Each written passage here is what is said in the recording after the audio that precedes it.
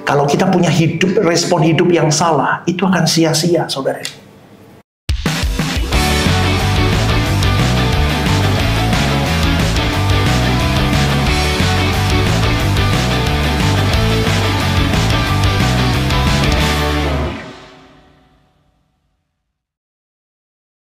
Betapa jengkelnya seorang Absalom ketika melihat kakak tirinya memperkosa adik kesayangannya. Satu itu. Yang kedua, dia melihat lagi di dalam kejengkelannya, kenapa bapakku tidak melakukan apa yang seharusnya dia lakukan sebagai seorang ayah dan sebagai seorang raja. Hati-hati jadi orang tua. Itu loh, saudaraku. Kemudian Absalom mulai membarakan dirinya, semakin hari semakin menyeberangi untuk semakin tajam membenci Amnon, saudaraku. Maka dari cerita ini kita tidak bisa menghindari peristiwa-peristiwa yang melukai hati kita. Betul, saudaraku? Amin. Hampir setiap peristiwa punya potensi untuk melukai. Bahkan ada yang melukai sangat mendalam, sehingga membutuhkan waktu bertahun-tahun untuk kita pulih, kita sembuh. Tetapi semuanya itu tergantung kita sendiri. Semuanya tergantung kita meresponnya. Maka saya mau ajak kepada kita semua, inti kesalahan Absalom pertama itu adalah apa, saudaraku? Dia merespon secara salah dari segala kehidupan yang dia lihat. Betul. Absalom itu sudah punya positioning yang baik sebetulnya. Tadi darah biru, dia tampan, bahkan dikatakan begini, orang-orang memuji ketampanannya. Dari kepala sampai kaki tidak ada cacatnya.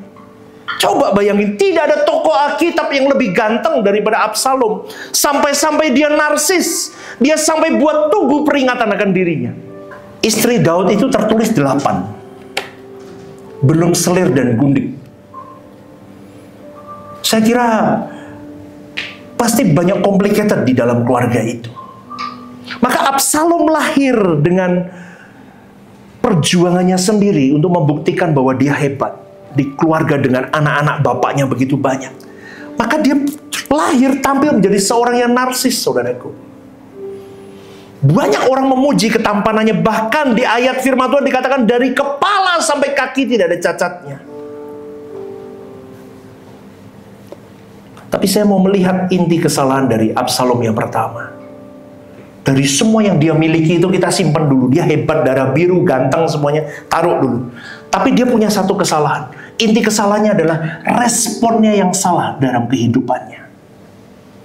Respon yang salah terhadap kehidupan yang melukai merupakan bukti kegagalan untuk menghidupi kehidupan ini.